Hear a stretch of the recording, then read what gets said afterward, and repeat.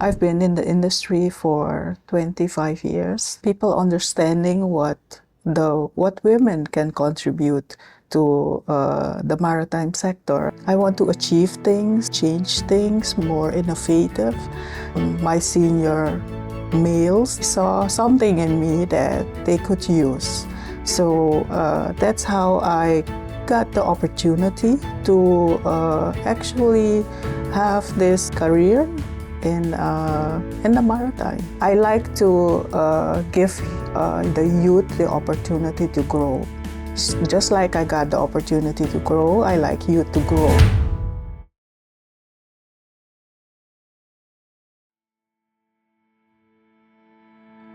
So Bernice, you described a really interesting way in which the maritime industry was suddenly exposed to you and how you became aware of it. So over what period has your career developed? And do you think that gender roles have changed in that time? Or is there still a bit of a way to go before we achieve true equality, gender equality in the maritime and ports industry? Yeah. So I've been in the industry for 25 years next year. So yeah, it developed quite a lot, but I think that came through technology, but also people understanding what women can contribute to the maritime sector as well. As a woman, I had seniors that supported me quite a lot due to actually my character that I want to achieve things. I like to change things, make them more effective and more innovative. So I got the support from my senior males that were males, and they saw something in me that they could use. So that's how I got the opportunity to actually have this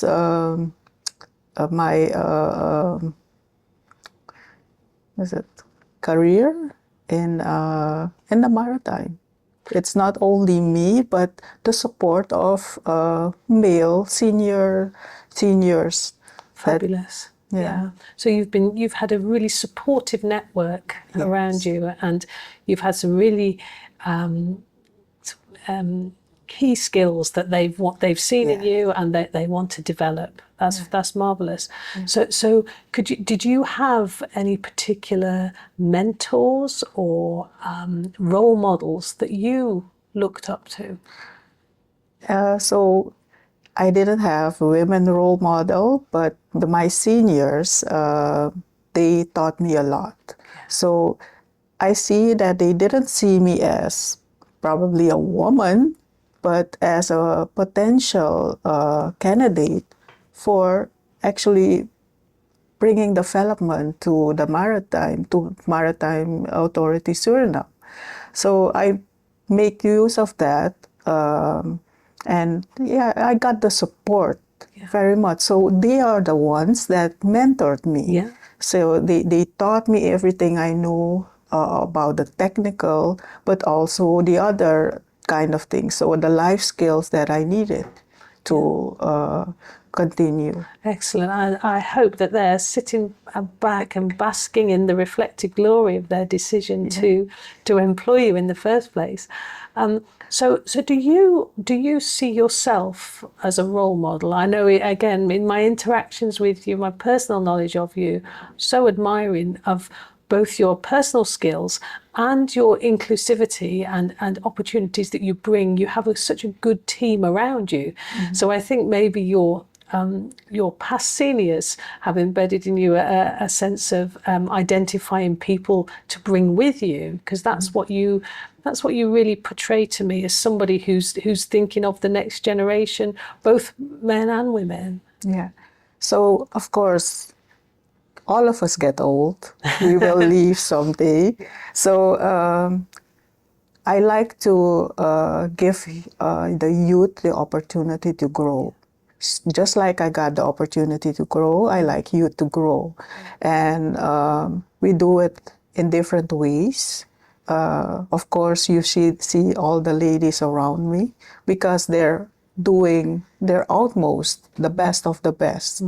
So it's not just taking women or for taking women on board, but they have the skills and they're innovative and they are also, I think they're a little bit different. They're very, how do you say it, punctual. So they have certain qualities that we need in the maritime and also in our daily work. It's not only maritime, but they're very good at what they do. Excellent. So you've got people with you. You've identified those skills, and those skills are transferable. They're Yes. qualities that make you just a good team member. And you talked then about innovation. Yes. And that the maritime and ports industry is developing incredibly quickly. So would you see the ability to innovate, adapt, and change, and look to the future as particular skills that might be of use in the maritime industry for younger women thinking of going in? So as I look at the maritime industry, as I indicated, there's a lot of development going on, giving opportunities to young ladies. In my time, we didn't have access to internet that much. So that was a problem. We couldn't look for information. Meeting with others had to be physical. But now there's opportunity for online platforms, social media, but also the technological improvement in the technical sense, doing the work itself makes a lot possible. So it's less physical intensive than it used to be before. So they have a lot of opportunities with regards to technical developments that we have. Excellent. And you also mentioned when we were talking previously about opportunities for networking for women. And I think you are a member of a women's professional group. Could you tell us a little bit more about that? So we have the Women in Maritime, that's the WIMAC, and there is WIMAC Suriname. So I am a member of WIMAC Suriname, and I think once a year we come together with all the women in the Caribbean and we discuss certain subjects. So it's very good to have a platform where you can discuss certain matters with regards to things that women have to they encounter in their daily work, but also look for solutions, how to solve those problems and to actually have other things in place just to facilitate women. And do you see, so we talked about you are soon to become vice chair, you are vice chair, you're soon to become chair of the MAC, which is the sort of the Hydrographic Commission. Do you see an overlap between the women that you meet at the MAC and the women that you meet at WIMAC? What I'm getting at really are you seeing any increase in women in sort of senior positions like yourself? Yes, I do see a lot of change going on. Actually, I have to call her name. That is Katie of NOAA.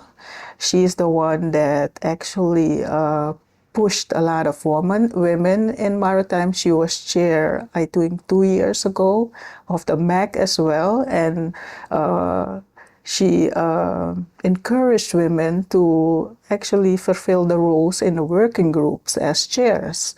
So I was chair of the MIC, that's the charting working group, and then chair of the MAC. So she encouraged a lot. So Katie Rice of NOAA, she encouraged us a lot to take senior positions in the Caribbean. How wonderful. It sounds like you've got a really good network in the Caribbean for women in maritime. And maybe we need to try and approach Kaylee and see if we can get her for a future podcast. Excellent.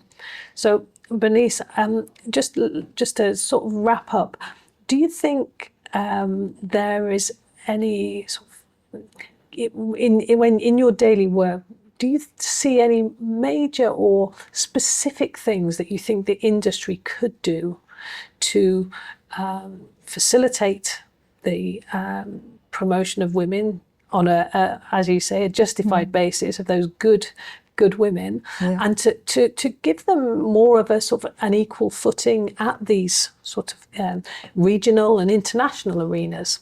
Yeah. Are there any particular things that you think the industry could invest in or encourage to develop that? So I already see a change going on, because if I look at the international organizations and also within the WIMAC, there are lots of funds for women in maritime, and also training opportunities.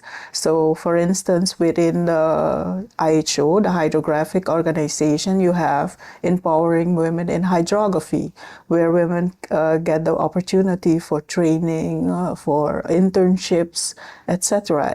in different levels, not only hydrography, but for instance, quality control in hydrography. Yeah. So different aspects in hydrography, different job opportunities within hydrography. It's not only surveying, going on the boat, but there's a lot more than just the physical part of going on a boat and working there. Yeah. So I think there's a transition, and I think there's a lot going on. You also have the IMO that have policy for women in maritime, and you have the UN now with SDG 5.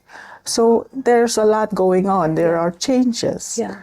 A lot of positivity. A lot of positivity. Positive movement. Yes. And maybe, as you mentioned there, maybe there's something we can do around just making explicit where these sources of funding and training opportunities are. Maybe we can improve sort of access to that for women globally, so people know that these things exist and know that where to go, what website to go to, etc. Yeah. Thank you. That's really useful information. Thank you. So I know you're a busy, very busy lady, and I don't want to take up any more of your time, but to conclude, could I ask you to, if you had to say what women in ports and maritime need to be in 3 words, could you define it? So you have to be resilient, meaning that it is an industry that changes a lot. You have to adapt to the environment, and actually you have to go for what you want to do. If you're seeing that there's an opportunity and you're willing to do it, please go for it. Because sometimes we tend to hold ourselves back as people. So the opportunity is there, but we hold ourselves back because either we're afraid or something else. But I think you should just do it. If you find that it's interesting, just start doing it. Don't hold yourself back. Yeah. Excellent. So we've got resilience, adaptability, and determination. Yes. Yeah. And I think you embody all of those traits throughout your career, and you do that. You encourage those around you and with your team, and I'm so heartened that you are a major part of women in maritime and ports within the region, and you are a significant contributor globally to those forums as well. So thank you very much, Bernice Mahabier, for your time today. It's been an absolute pleasure talking to you, and we'll see you again very soon, I hope, at a MAC meeting near you. Yes, Sarah, thank you very much as well. And thank you for the opportunity. You're very welcome. Thank you.